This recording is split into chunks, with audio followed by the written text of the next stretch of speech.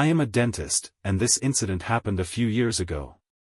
At that time, I had just moved to a new city, and the hospital was a distance from where I lived. I had to pass through a forest every day on my way to and from work. That night, it was pouring rain. I was driving, intently watching the flickering headlights ahead, when I suddenly saw a vague figure waving by the roadside.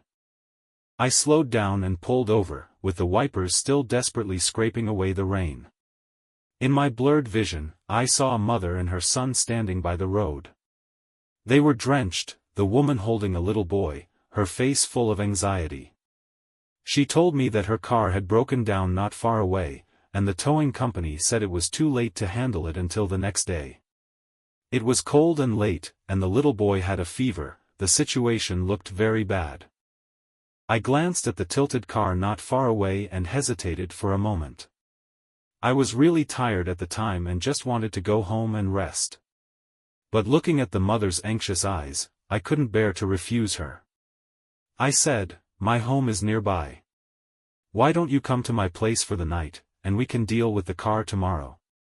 She thanked me repeatedly, saying her name was Mandy and her son was Peter. I let them into the car, with Mandy holding Peter in the back seat. We briefly chatted along the way. She said they were on their way to visit relatives in a neighboring state but got stranded here due to the sudden car breakdown. Her tone was sincere, and her behavior was completely normal. When we arrived at my home, I prepared dry towels and hot tea for them, and I found some fever-reducing medicine for Peter. Mandy looked very grateful, which made me feel like I had done a good deed. After settling them in, I went back to my room to rest, exhausted. The next morning, I quickly took them back to the car and left my contact information before rushing to the hospital. At that time, I thought it was just a small episode and didn't think much of it. Things didn't turn out as simply as I had hoped.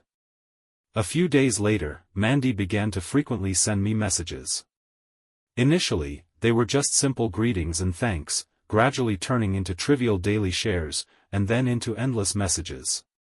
She would talk about the details of her and Peter's life, even mentioning things that were completely unrelated, her tone becoming increasingly intimate, as if we were old friends. At first, I politely replied, but soon I felt something was off. Her messages became more and more frequent, even coming in the middle of the night. I tried to tactfully express my discomfort, but she showed no signs of stopping. One day, she suddenly sent a message saying, "I feel we are destined to be together." Reading this, I felt a vague sense of unease. This situation continued for several weeks, until one day she suddenly appeared at the hospital entrance. I was just about to get off work, and as I came out of the clinic, I saw her standing at the entrance, holding Peter and smiling brightly at me. I froze, pretending to be calm and asking what she was doing there. She said she was just passing by and wanted to see me. From that day on, she began to frequently appear in my life. She would stand in the parking lot when I got off work, or wander around the hospital. Once, she even stood at the hospital's front desk, holding flowers and a card, trying to force them on me. I sternly refused, and Mandy's emotions suddenly got out of control. She loudly questioned why I was so cold, and my colleagues started giving me strange looks.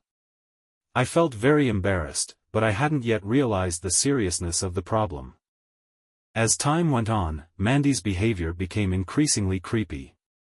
One night, after a date with my girlfriend Jenny, I found her standing at my doorstep when we got home, her gaze cold. She looked at Jenny and said coldly, "Who is she?" I pulled Jenny into the house, trying to calmly tell Mandy, "You should leave." But her reaction surprised me. She suddenly shouted, her voice shrill and piercing, "How can you treat me like this? We are a family." Her eyes were bloodshot, as if the suppressed madness finally erupted.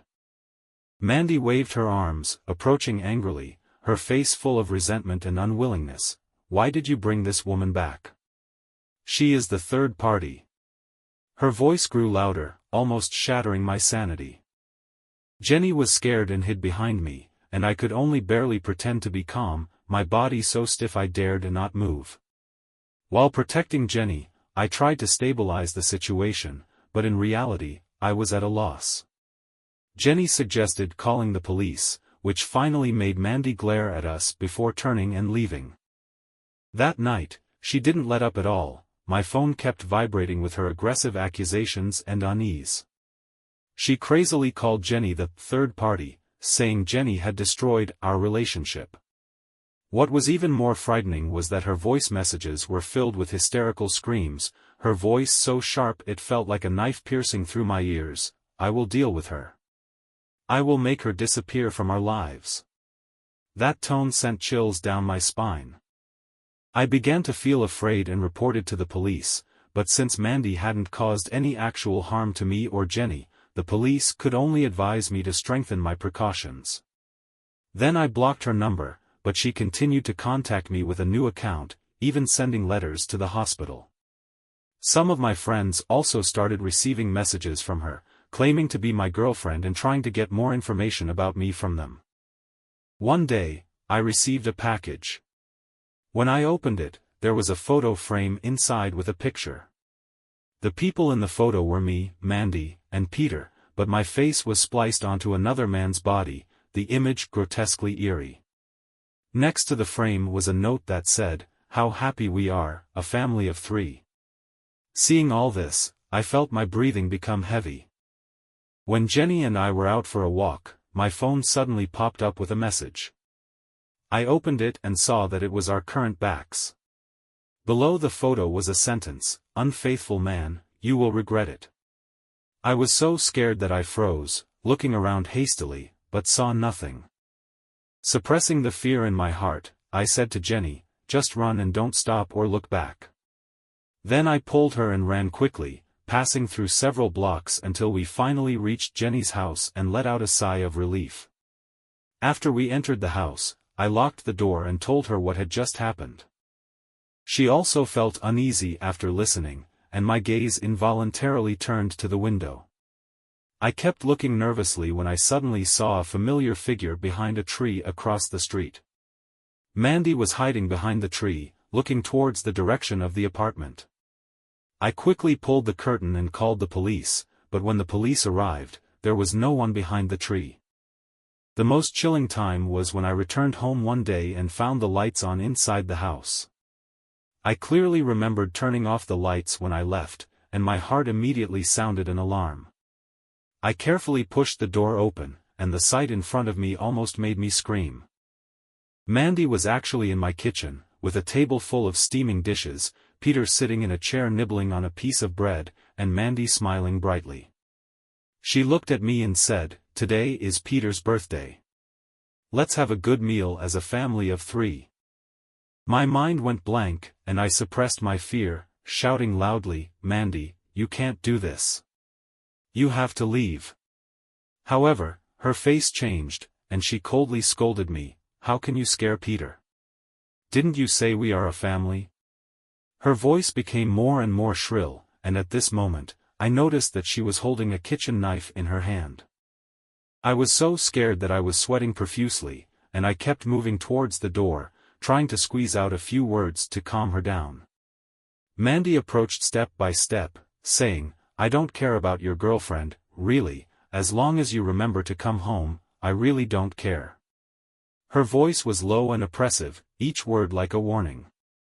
The moment my hand touched the doorknob, I pushed the door open without hesitation and ran towards the car. While driving, I frantically called the police station to report the case. Meanwhile, my phone kept receiving notifications, with Mandy sending message after message, crazily questioning why I wouldn't acknowledge our relationship. When the police and I arrived home, Mandy and Peter were already gone. Since there was no camera installed in the house, I couldn't provide evidence of her intrusion. She also didn't damage the door lock. I don't know where she got the key. The police said that Mandy might have deceived a locksmith, saying this was her home and she forgot to bring the key when she went out. After all, a woman with a child always makes people a little less vigilant. I completely broke down, my life turned upside down by her. I started to be afraid to go out, and even afraid to continue being with Jenny, fearing she would get hurt.